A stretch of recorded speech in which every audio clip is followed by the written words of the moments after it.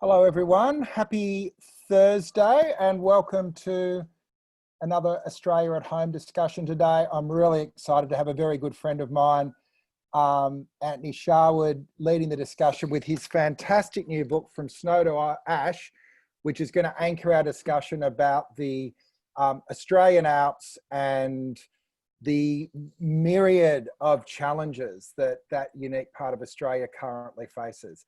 Before we get into the discussion, as we always do, I just want to pay respects to the traditional owners of the land on which I am on, the Gadigal people, the Eora Nation, and I'm sure that you'll join me wherever you are around Australia in paying respects to elders past, present and emerging of the land in which you are on and recognising that land was never ceded.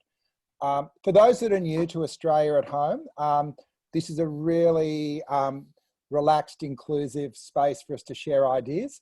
Please put your camera on, use the gallery view if you can, and you get a sense of the 100-odd people that are already in the room. Please use the chat. Feel free to introduce yourself.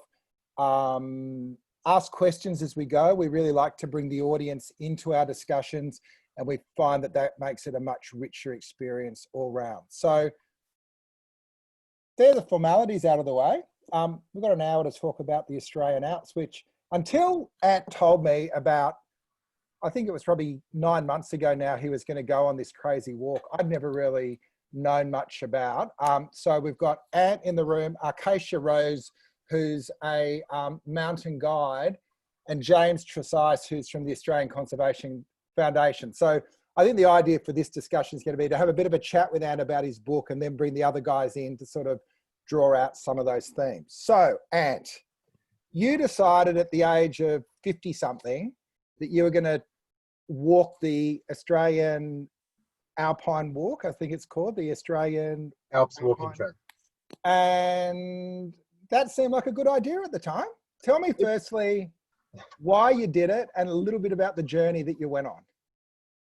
Thanks, Pete, and thanks everybody for being here today. Well, you know, I'm a lifelong lover of the mountains, and my first job out of school was you know, working in the mountains on the hill at Thredbo, where Acacia is today.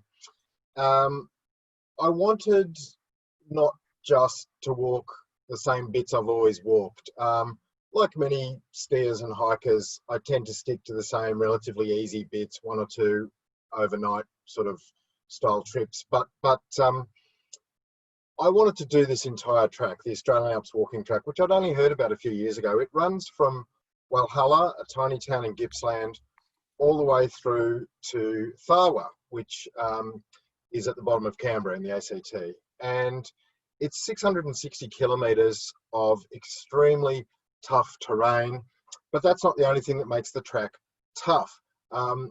As I've described in the book, it's a trail in idea as much as it's a trail on the ground. It is not like America's Appalachian Trail or New Zealand's Milford Track or our own overland track, and it's absolutely nothing like Spain's El Camino de Santiago or some of the really well-known tracks that people hike and that people read about and that people dream maybe one day of doing. It's different because it goes through no settlements, although it does skirt very, very close to places like Thredbo, but there are no supplies along the way. There are no people feeding and housing and clothing you on the way. It goes through 5 distinct wilderness areas. It goes through around 15 Aboriginal tribal regions. It is extremely uppy and downy. I think I described it as going up. It's a yo-yo in an elevator. It just never stops going up and down. And apart from everything else, as I mentioned, it's not always a track on the ground. Occasionally, for possibly as much as 10% of its length, it's you follow a spur or a ridge or a valley or a creek or something. Simply because, unfortunately, there's not the money in parks for trail maintenance with all their other things that they've got to send money to, all their other priorities.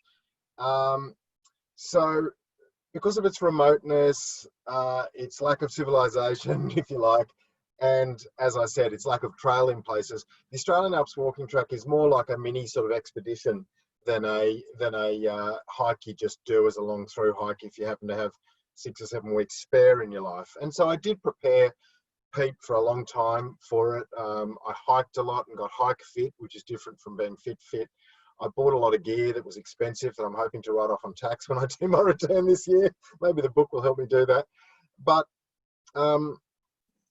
it was wonderful being in the wilderness. So the big question I've got though is the why. What makes somebody who's basically, I think you're sitting in your shed in Banksia at the moment. You're not exactly the mountain man. What was the why? Why did you want to do this right? We live in an Instagrammed world. We live in an immediate world, Pete. We live in a world where people feel that they can fly around the world and go, I'm at this spectacular place, snap, look where I am, fly home 3 days later. We live in an age where people visit places and people sample places, but we don't immerse ourselves in places. I think it's incredibly important to do that. And the Alps was the landscape of my dreams and pretty much has been my whole life. And I wanted to traverse them, the good bits and the boring bits, the easy bits and the hard bits. I didn't just want to visit and pop back home like I do in winter, go skiing for the weekend, come back home. I wanted to feel the Alps, to understand that this landscape, which is 1/6 of 1% of the entire Australian landmass. So it's a blip in Australia, but it's nonetheless, because Australia's so big, it's a large area, you know, this 660 kilometre trail. And I just wanted to absolutely feel every inch of it, and not just to see the mountains, but to know the mountains. So it was kind of like a personal quest as well as a walk. It was, but it wasn't a binary quest. You know, a lot of people go to Everest and if they don't summit the mountain, they've failed. There was nothing binary about it. You know, to use the oldest travel cliche that there is, the journey itself was the destination. It was the journey, not the destination. And it was a wonderful journey. And you know what happened along the way, Pete, and everybody, was I was writing your hiking book, and there's lots of hiking books in the stores. You know, I'm a person. I did this trail. I tested myself physically, which I did. Got a bit of hypothermia in a summer blizzard. Peed blood in 38 degrees after. As you do. Yeah. As you do after this unbelievably taxing day. Was rescued in the face of fire at the end, and we'll get to that. And I should make it really, really clear to everyone who's in the room that I didn't just stumble off stupidly into the summer of fires. The Alps were fire-free at the stage when I did it. There were fires everywhere on the coast, up north, but the Australian Alps were mercifully clear for especially the first 2 or 3 weeks of my trek. But what my point just then was, I didn't just want to write a hiking book. I realized halfway through that whatever I would write about this thing would be more than a hiking book. It would be a meditation. What I've sort of done is a 70,000 word love letter to the Alps, and it's not just from my heart, it's from the heart and the expertise of numerous people. I think I've interviewed almost 20 people. I've interviewed our foremost huts historian. I've interviewed at least 3 of our foremost alpine ecologists. I've interviewed fire dynamics experts who map fires and show where they're going to be. I've interviewed outdoorsy people. I've interviewed the bloke who wrote the actual guidebook, which there is one of, a guy called John Chapman. But this book is just notes. It's here's where you go. And it does, I shouldn't downgrade it. It's got lots of good information in it, but I wanted to write something which was experiential and as beautiful and as full of love for the mountains as I could, but with expert voices dropping all the way through. So you see it through my eyes, you experience it through my eyes, but you understand it through the eyes of experts. Fantastic. I might bring some of the other people in the discussion in at this stage. Acacia, you're a mountain guide in the Alps. And I think for most of us, we know that there's mountains in winter when there's snow, and then we ignore it for the rest of the year. Anthony's talking about writing a love letter. In a way, if he's writing a love letter to the Alps, you're one of the recipients of that letter. How did that make you feel reading it? And I'm just interested in your meditations on this area and what it means to you. Anthony, I've promised to show you high noon, so I just will quickly and then answer the question. Make sure I'm looking at the mountain. The high noon run at Thredbo. Beautiful. Yes. There we go. So coming back to that question, Anthony's writing was definitely a meditation. And it was really, really beautiful, like coming from within the landscape. And the descriptors were just right, not too long, not too short, but full of the feeling of the mountains. And so for me, it was just a joy. And it was an unput-a-downable book. How do you say that properly? I think you just did it perfectly. Yeah. And so I just, read it until I fell asleep last night and read it again this morning. And all of those beautiful descriptions left me feeling I was immersed in the mountains in the way that Anthony was, and so many of us here have experienced the mountains. And it's really lyrical and musical, because that's what one of the experiences that we actually obtain from the mountains. And it's definitely, obviously, a leading reason why my journey, my path took me to becoming a mountain guide, because it's a beautiful space to be in, and it's a beautiful space to share with other people. So as a mountain guide, are you basically, if city slickers like us come down and say, we want to experience it, you take us out? And then, but what about madmen like Ant that decide to do it all on their own? I wouldn't describe Ant as a madman at all, because it's clear that he clearly researched the walking trail, and he sort of knew what he was in for, but you never know exactly what you're in for. And there was a lot of preparation, and the dialogue in the book, kind of made it very clear that Anthony had good self-talk to keep his sanity, because he can go a little bit crazy in the mountains, particularly in a whiteout or a blizzard, or you don't know where you are exactly. You don't know where the next water is, and that's a really scary thing. You think there's water in the mountains, and sometimes there isn't, like around Kawambat Flat, and you're dehydrated and you're parched. So the majority of people that do come are essentially city slickers for a little taste of the mountains for 3 or 4 hours or a day, or snow camping for 2 or 3 days, or more recently Hannell Spur. But the rare soul is the one that takes the whole bite, boots and all, and doesn't really mind whether there are leeches, march flies, snakes, redbacks, blizzards, and steep ascents, and all of those. A lot of courage. Yeah. So you saw a few people walking on the trail, but you'd go days without seeing a soul, wouldn't you, Ant?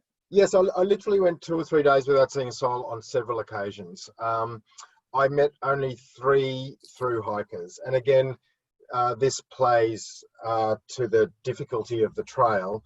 I believe only about 100 people do the trail every year, or 100 parties, and a lot of them are small parties. So there's possibly only as few as 200 individuals. But to throw to James, Pete, James, you I believe used to work for the body that administers the track. There's a tri-state body with a bit of federal money that treats the entire Australian Alps as one bioregion, because they are in New South Wales, Victoria, and the ACT.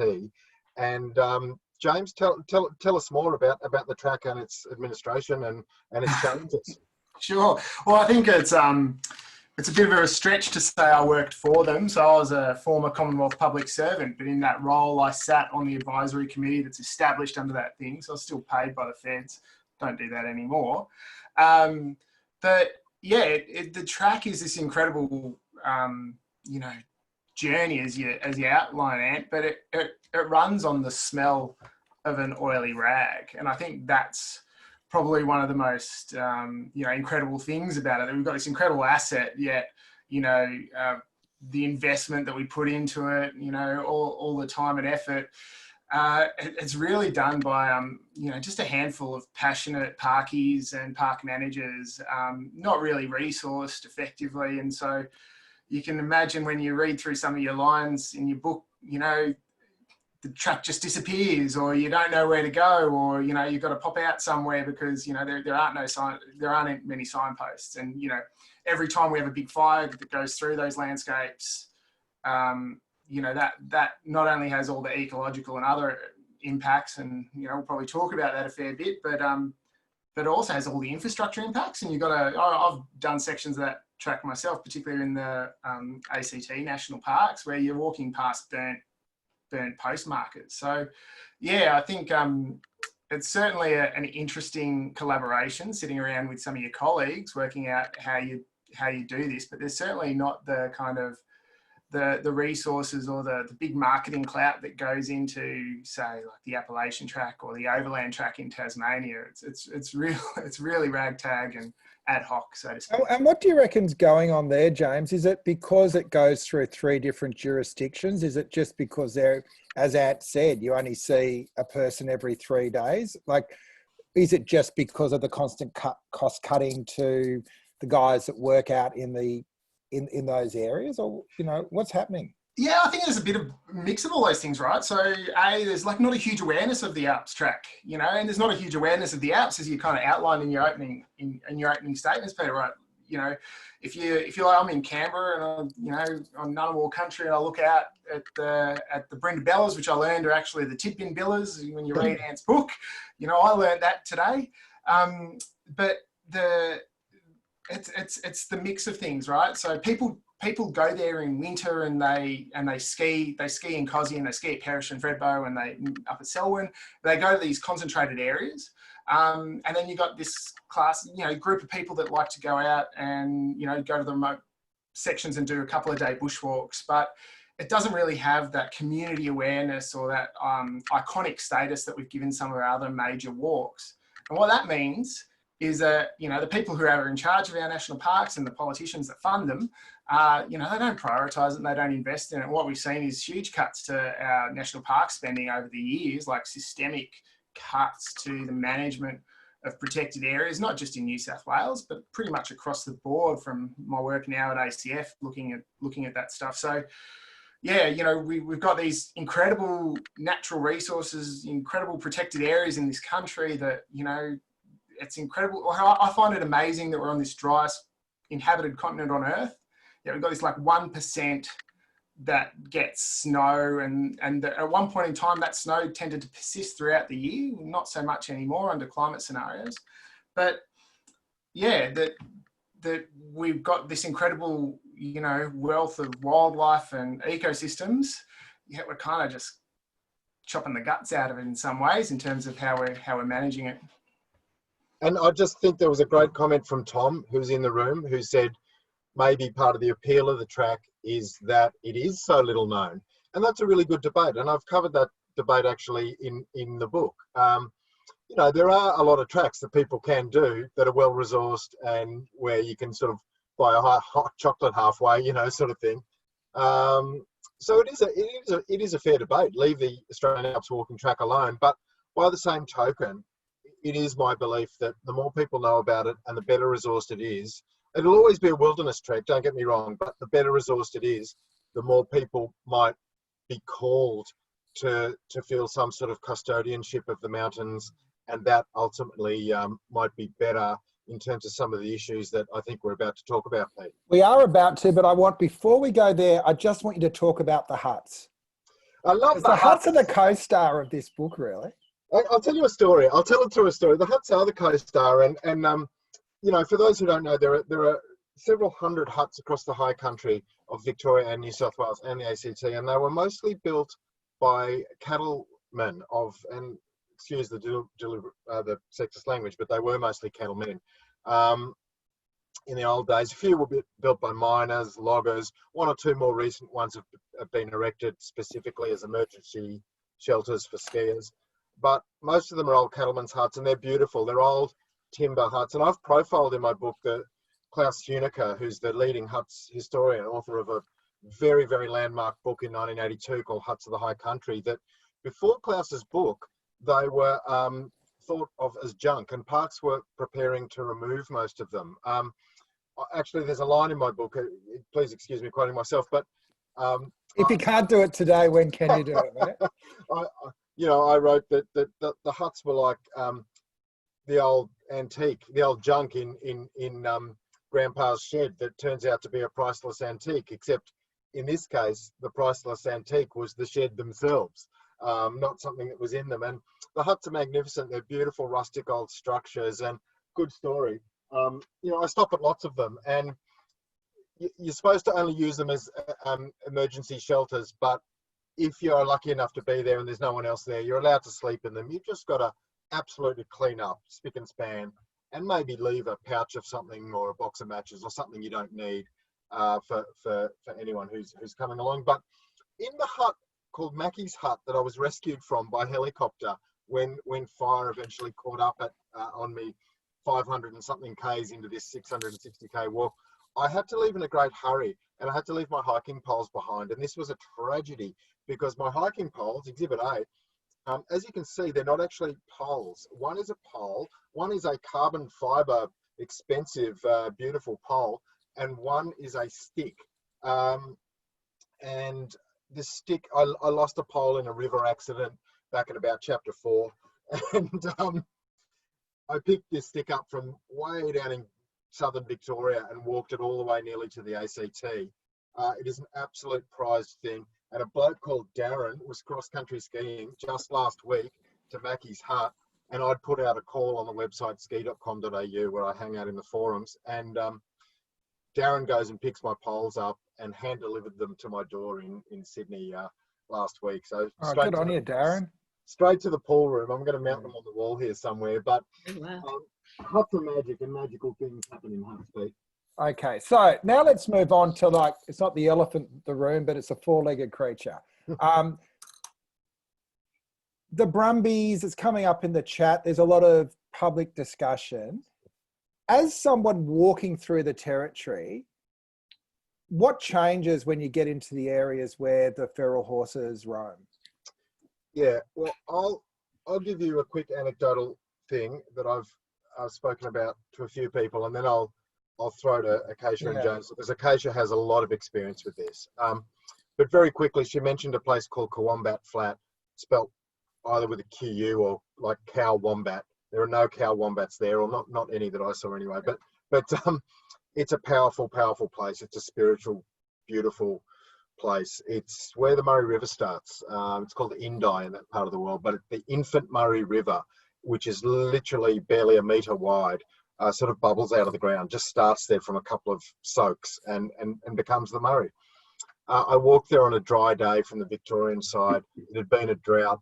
I knew there'd be water there. And when I got there, it was completely fouled. There were piles and piles and piles of horse poo, and the water was muddy and undrinkable. There was no water upstream from the first point where there might usually be in a sort of swampy area. I had to walk a fair way downstream to get anything approaching drinking water. It was a really bad moment, and it was a shocking realization to me about just how terrible the damage done by horses, feral horses, also known by some as Brumbies, how bad it really is. Acacia? Yeah, thanks, Anton. I had the same experience. Just before I talk about it a little bit, I just want to disclose from our family history point of view, and it's relevant. You know, our family go back to Queensland horse breeders of the Whalers. My grandfather was in the Camel Corps, then the Australian Light Horse. And one of my brothers is a farrier and a horse trainer in the Jeffreys method. So we've got horses in our history. And I know that at the Academy of Science conference a couple of years ago in Canberra, there was a general feeling in the room that amongst the scientists that, yeah, people love horses, but it depends, you know, the landscape doesn't necessarily feel the same way about certain species. So coming straight to Coombat Flat, and Colin, of course, your pilot and that plucked you out of Mackie's Hut, he flew me and another journalist down to Coombat Flat some months ago before the fires. And as you so eloquently describe in your book, the exclusion zone, which was started by a lady called Maisie in the Victorian High Country long before conservation became a thing. And it's very obvious that where there are no grazing species, the grasses are flourishing. And so just to explain, they've erected a fence around a plot called an exclusion plot, and it shows you what Coombat Flat should look like, and it's wonderful native tussocks and native grasses, and you know, outside of the exclusion plot, I described it in the book as like a fifth-day cricket pitch. It's absolutely barren. Yeah. Yeah, it's just so starkly obvious from the air and from the ground, the impacts of grazing. And just to throw this one in, there's a beautiful phrase that came from a entomologist, that the original grazing species in the Australian high country post-glaciation, so the last glaciation 10 to 20,000 years ago, are insects.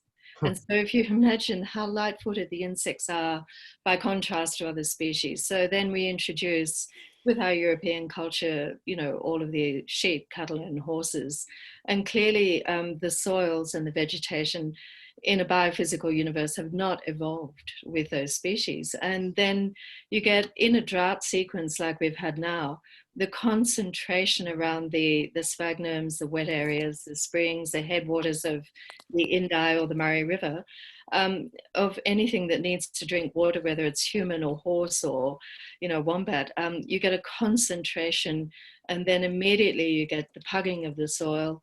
You get creek incision. When you get creek incision, you get an increase in the velocity of water, which accelerates the erosion. And, you know, there we go. You get a collapse of that primary ecosystem that we all depend on for clean drinking water.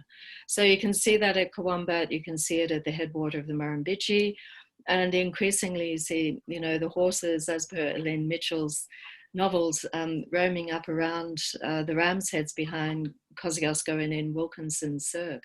So the horse story, if you read some of Elaine's works, and she was at heart a conservationist, sorry to interrupt you again, but she's talking about Elaine Mitchell, for those who yeah, don't know, who was the author of the iconic Silver Brumby children's series of books, which became a movie starring Russell Crowe. And yet, despite celebrating the Brumbies in children's literature, she was very much, as you say, an ecologist. she was. And Elaine was one of our original conservationists and also a lover of the mountains. And she could also see the damage by the horses, and so could the graziers, because the horses were essentially competing for fodder.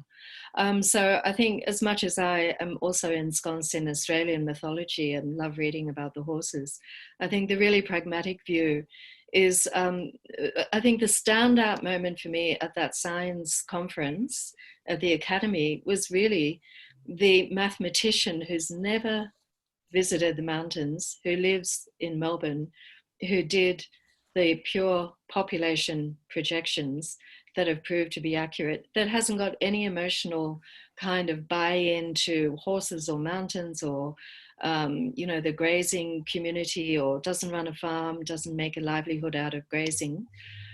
And the population projection tells a story that the numbers are simply, you know, exponentially increasing and disproportionately to the capacity of the landscape to support that species, and particularly in a drying climate. James, the man from Snowy River, has a bit to answer for. Oh, absolutely. Like one of the things that I've struggled with in kind of, you know, the colonial history of Australia in a lot of ways is that we revere this kind of, you know, we kind of make a mythology out of this feral species and call it a Brumby. At the same time, we take a species that has persisted in this country well before, you know, European invasion, the dingo, and we hang them from a tree. And so you go to Dalgety and you'll see dingoes hanging from trees, and you know, Dalgety's a town just outside of, just on the eastern side of the Alps.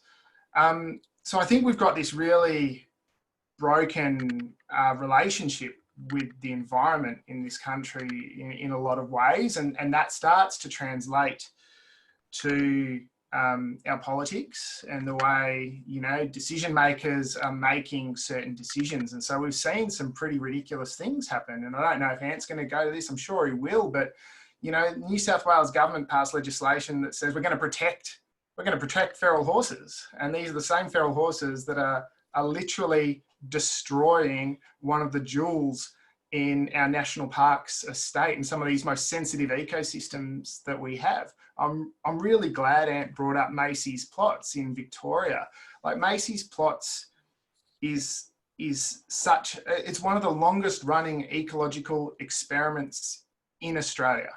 And it really clearly demonstrates, I just can't reiterate it enough, the difference between what those ecosystems are meant to look like and the contrast between that and what is outside the fence, where not just feral horses, but also you'll remember the Victorian government, you know, under Ted Baillieu and Dennis Napfine tried to graze cattle up there again.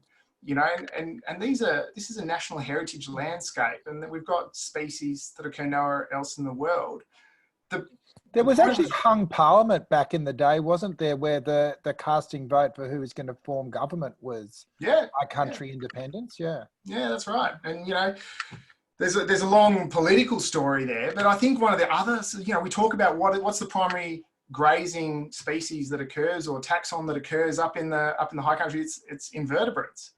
And I was fortunate enough to go and do an ecology course in the Victorian Alps once upon a time, and I learned that actually we don't even know what they are. So half the grasshoppers, or even more, that occur up in the high country in Australia, not defined by science. They don't have a name. They're just a grasshopper. And you know, we've got this incredible array of scientific information yet to be established, and I'm sure the First Nations people of this country, you know, have names for them all, know what's going on and know how it all works. We're still learning, but yeah, we're smashing the country in some of those high places, in some of those really sensitive environments by letting feral horses go around while we're off knocking off dingoes elsewhere. It's really, really messed up.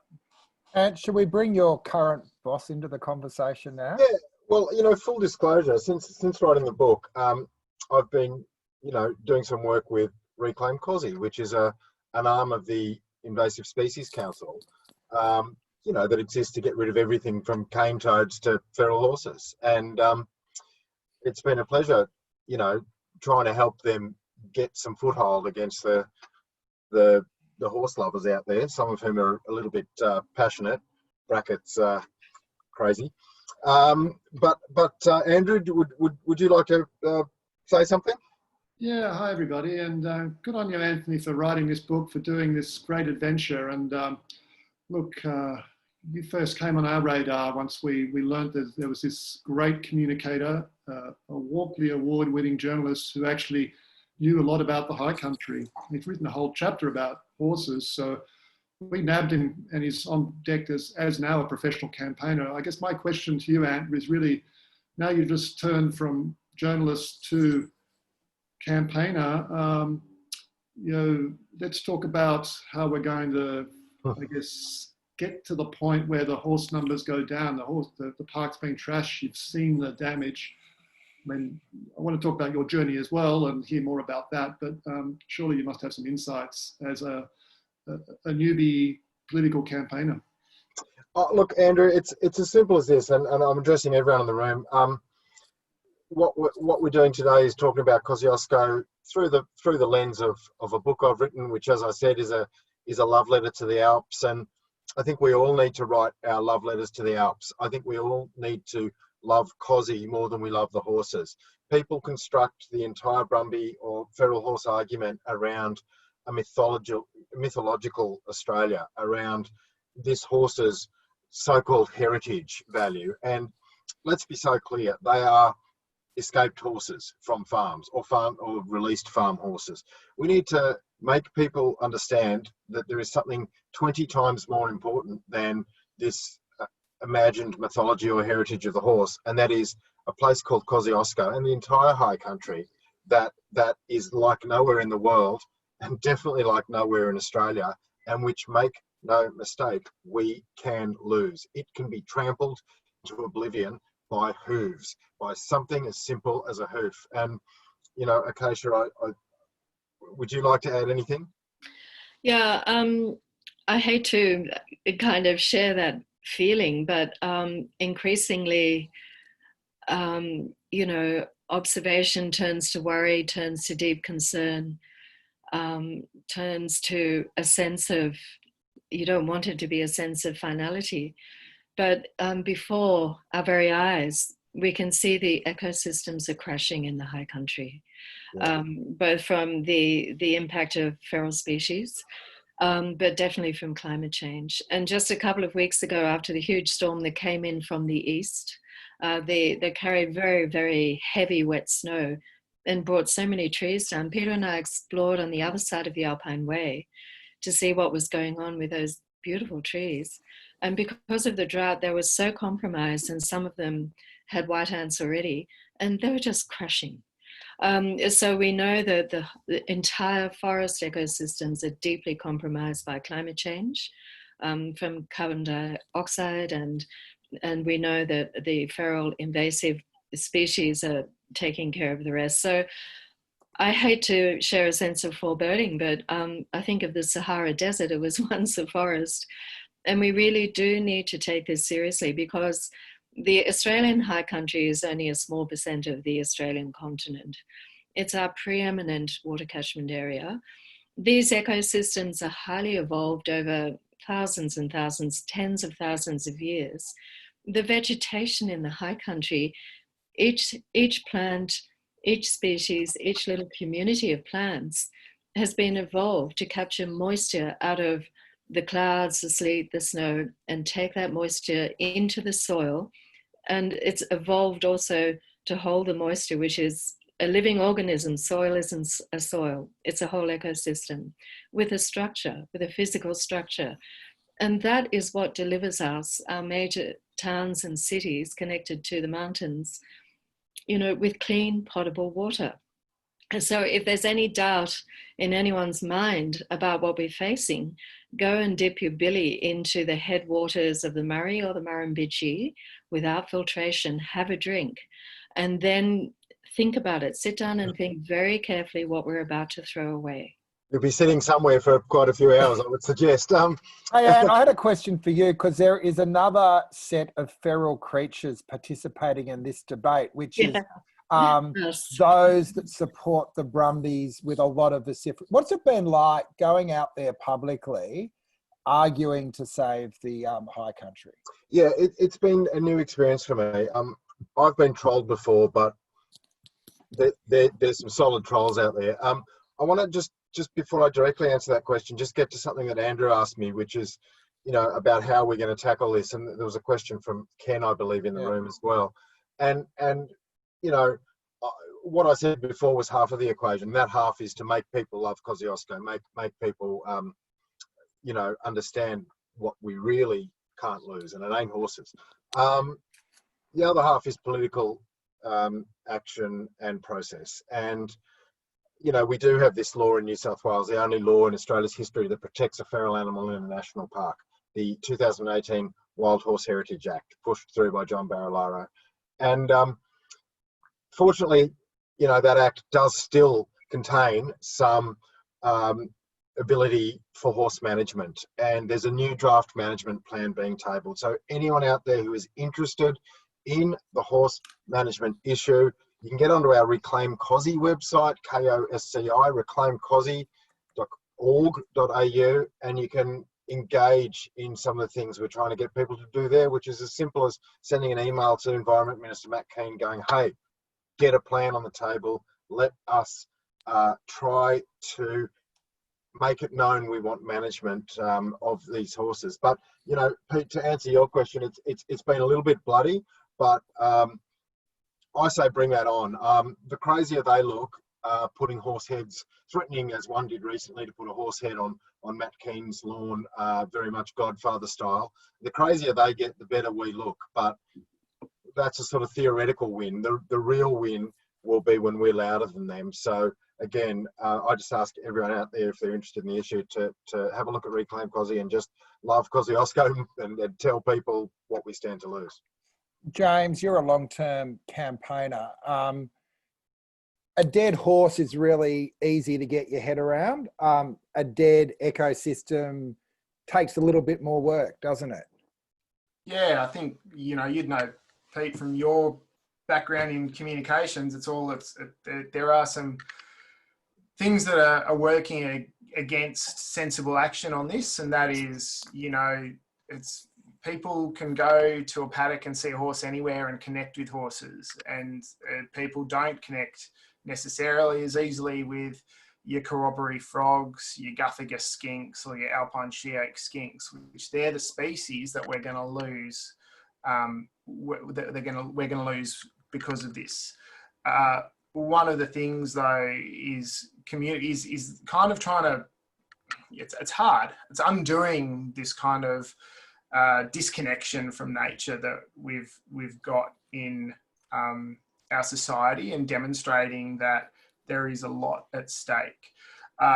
There is not to take away from Anthony's book, there's another great book that came out a few years ago by an author, Elizabeth Colbert, who wrote a book called The Sixth Extinction. And I'd encourage people to, after they have a look at Anthony's book, have a crack at that one. It's interesting because it talks about one of the first things we learn as people when we're kids. We learn about the dinosaurs, and we get and start to grapple with this concept of something that was here that is not here anymore. And we learn about this concept of extinction, but we learn about it in a really past tense kind of construction. Extinction is something that happened a long time ago. It's not happening now. And in almost every environmental policy debate that I'm involved in at the moment, whether it's the feral horse issue, whether it's national environmental laws, which, just a quick shout out, we copped a big hit on that today. Government passed a terrible bill. Or if it's around protection of koalas, it's actually about extinction here and now. And so Australia's lost 3 vertebrate species in the past 10 years. We are the world leader on the extinction of mammals, and we are 4th in the overall for the extinction of biodiversity. And so when we start communicating, people start to go, oh shit, really? Like, we're that bad? I thought everything was hunky-dory. I thought koala blinky bill was all right. I think one of the things we've got to do is actually start communicating with people that we're in not only a climate crisis, but a biodiversity crisis as well. And keeping the feral horses up in the high country is going to exacerbate that. And one day we'll wake up and we'll have lost these incredible creatures that have called Australia home for millions and millions of years and evolved here to our, very unique environment. So that, a couple of folk can treat our national parks as a paddock. And I think that's the great shame in the situation we're in.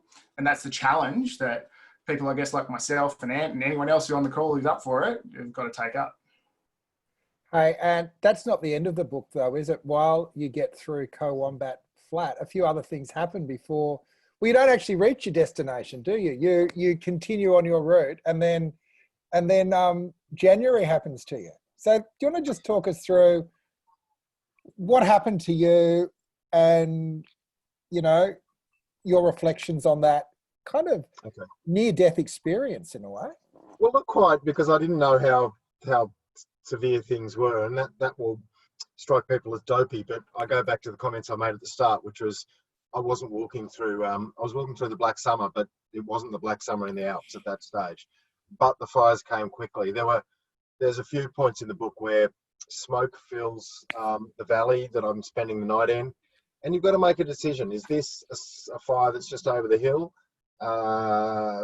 Or is this a wind change that's blown it in from 200 k's? And I made that decision once or twice. You've got to be able to read the weather to do a track like the Australian Alps walking track. And I've been a weather nerd my whole life, and it sort of finally paid off. And so that was lovely. But eventually in the northern part of Cozzy, I tweeted on the morning. You can look up my old Twitter thread that's on my bio.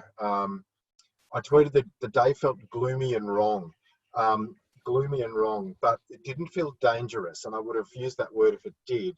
But basically, I was in Mackie's hut where I left my poles, and I was just having a break. It just felt wrong, and I'd laid all my stuff out to dry it, and because there'd been a little bit of rain, believe it or not.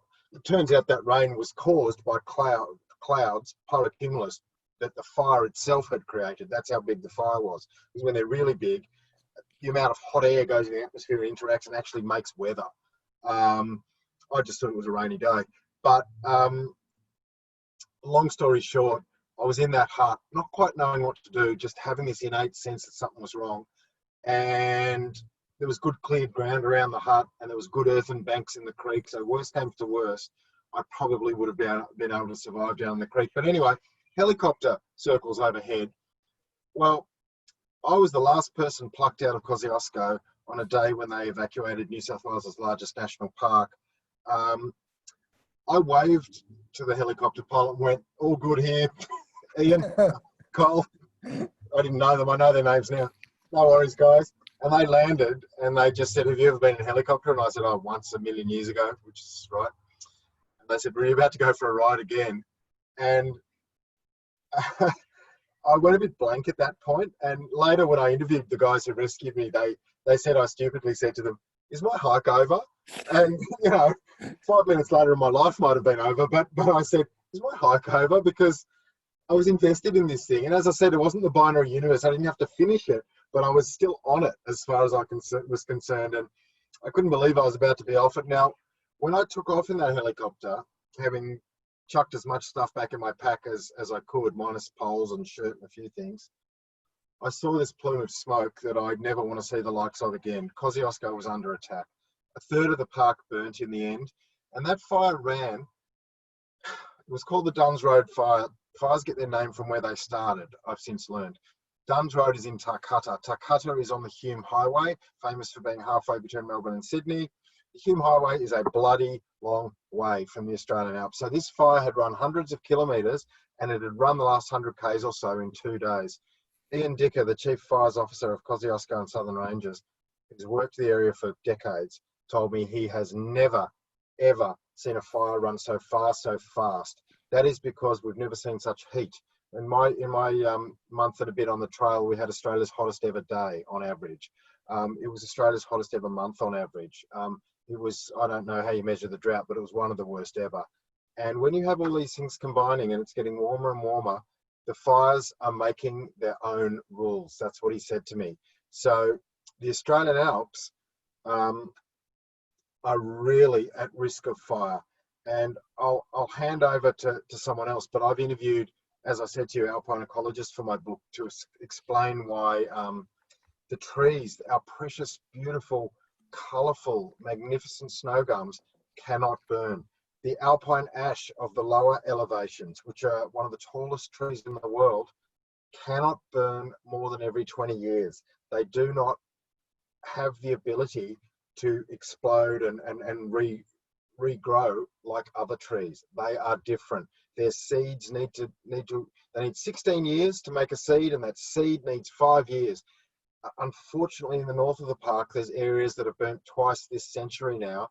Magnificent alpine ash forest, the most beautiful forest, as beautiful as West Australia's Karri forest or any forest in Australia. They are now gone. They will likely not come back. It is becoming barren, and climate change is possibly the biggest enemy to the Alps. That's enough from me. Who wants to take that up? Well, I'm interested from Acacia, your experience through the summer, and then what's the sense of it now? Yeah, just before I answer that, I just wanted to quickly acknowledge Di Thompson in the room. And Di did a beautiful photographic essay on after the 2003 fires. And this set of fires is just, scales above the 2003 fires. So over the number of years that we've been guiding in the summer, and also mentions it in his book, the snow patches that have been permanent since the end of the last ice age, 10,000 years ago or whatever, are part of the scenery of Kosciuszko and the paintings and the photographic work. And the Aboriginal people talk about the serpent going along from Kosciuszko towards, Townsend. So it's part of what we remember. In the last 6 or 7 years, those permanent snow patches have all melted, apart from the tiniest handkerchief at the top of the Twynham Cirque. So our snow line is not only retreating, it's diminishing in its depth, and the length of the snow season is also contracting. So in other words, climate change is a real thing up here. A number of years ago, I was kind of walking with sunglasses on, and through the sunglasses, you could begin to see that the coprosma was getting sunburned. I'd never seen it before. So in other words, we're getting more days of bluebird days without the cloud, without the mist, without rain, without fog. And we know that the alpine ecosystems are adapted to cloudy days, and that's where they get their moisture from. So we've got what you would call a synergy multiplication of different factors all at the same time. And an additional factor I think that we need to bring into the conversation, and Ant talks about it in his book about the loss of the polar vortex last season. When we had Hazelwood Power Station, and NASA at the time had the Tropical Rainfall Measuring Mission, and they could see the smoke streams coming from the former Hazelwood Power Station across the snowy mountains. When you're in the mountains, lots of us here have walked or done something in the mountains, you can see that haze coming up from Victoria. It's invisible to your eye when you're in the mountains. And that haze, I think the combination of the changes in the polar vortex, the changes in atmospheric chemistry, which I don't think anybody has really measured. What happens when we put more pollutants into the atmosphere? How does that act as one of the factors to cause these dry lightning strikes? So that hit any part of a grassland or a forest ecosystem, or indeed near Cobargo. The national parks are not the problem. The problem is the change in atmospheric chemistry and the combination of factors, whether it's pollution, the polar vortex, the change in the level of the clouds, a drying climate. So our atmospheric chemistry has changed so significantly that it's not only desiccating and drying the alpine flora, but it's also a precipitant in these dry lightning strikes that are then creating these holocaustic bushfires of the nature of 100 kilometers in 48 hours that affect the high country. And that's what we're really dealing with. And we're looking at the ground, at the evidence, but we're not looking at the atmosphere. What exactly are all of the components that are giving rise to the dry lightning strikes? James, I know you're not part of the dedicated climate team, but it just reinforces that it's not just like a single issue consequence. It has such a broad gamut, doesn't it? Yeah, well, I think in terms of the fires and climate change more broadly, and I was talking with Ant this morning actually about my experience. And so before I was working with the feds, and before all of that, I was actually a professional ski bum. I was a professional ski patroller at the Alps, and I drive up every day. And if you are familiar with that country, if you're familiar with going to Perisher for a ski and know that kind of landscape, but I'll try and describe it. There's a place called Sponars Chalet, and it is a building past a bridge that's about, just a little bit before you get up to Perisher. Just past Sponars Chalet is a cutting in the snow gums. And that was the first Australian ski run ever built, Grand Slam ski run, and, part of Kosciuszko Chalet. Now, even in my 20s, that ski run has never had really enough snow on it, apart from a handful of days a year to go and ski. And we're talking about well before snowmaking. And what we're seeing is the climate impacts on the Alps dramatically decrease the amount of snow that we're going to have into the future. And we're already starting to see the observations of it now in terms of, well, actually the places where we used to ski, back in the 50s, we're talking about, this is when that people were skiing on that run, and they were ice skating on a little lake called Rainbow Lake just next door. That doesn't freeze over that much anymore. And so, these ecosystems are changing around us because of climate change, but so are all the other things that occur in the Alps. We're not going to have that same kind of a playground unless we take some pretty dramatic action to address emissions.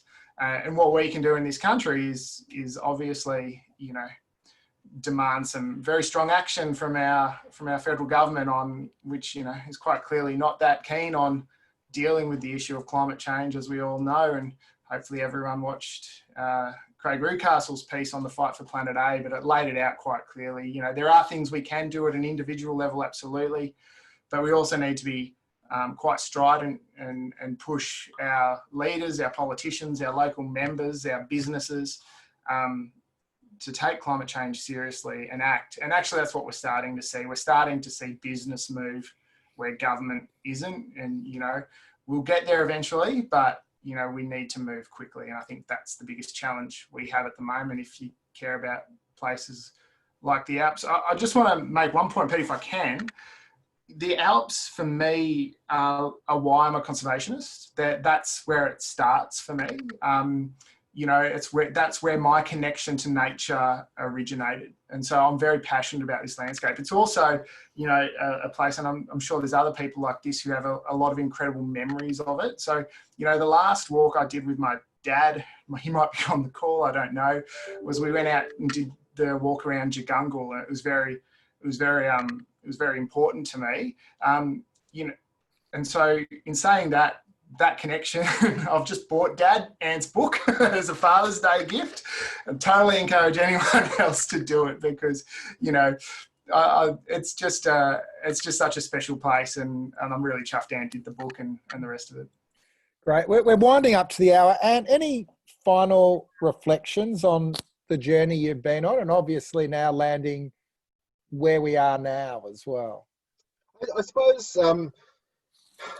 you know, these trail books tend to be transformational books, and you know, I feel like I've almost been wasting my time being mostly a sports journalist for 20 years and a news journalist and occasionally an environment journalist. And the trail, I feel like a third of the trail was the trail itself, a third was writing the book, and a third seems to be what's happening now, which is me morphing into a bit of a more of a spokesperson and a worker in this space to keep the mountains beautiful and anywhere else I can think of.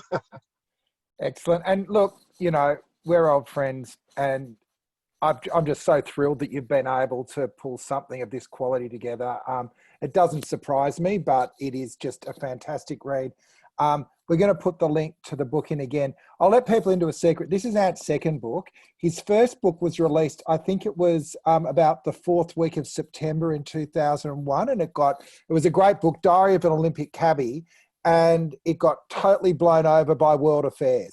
Now your second book, now your second book's come out in the middle of a pandemic. And the one thing authors would normally be doing is going to bookshops and then sitting there and signing them. And that's how you sell books. So we don't ask the people that come to Australia at Home for anything except to keep turning up. But if you want to support us, support Ant's book, because it you know, one of the things we're hoping to do is to support ideas, and this book is full of ideas and full of emotion. So we'll be sending out an email at the end of this, as we always do, with a link. Please be generous and you know, not just buy one, but as James done, buy one for your dad as well. Thank you, Pete. Thank you, everybody. And look, thanks everyone. It's been a great discussion. I know there's been a lot of activity in the chat. We had such a great panel. We haven't called much in for the Q&A today, but I feel it's been great having Acacia and James part of this discussion as well, and also having you along, Ant. So, you know, thanks everyone. I don't even know what we've got next week. We're still working on our program in real time. I promise you we'll have 2 events next week. But until then, everyone stay safe, and thanks a lot. Cheers. Thank you. Thanks, Peter. Hang on the line.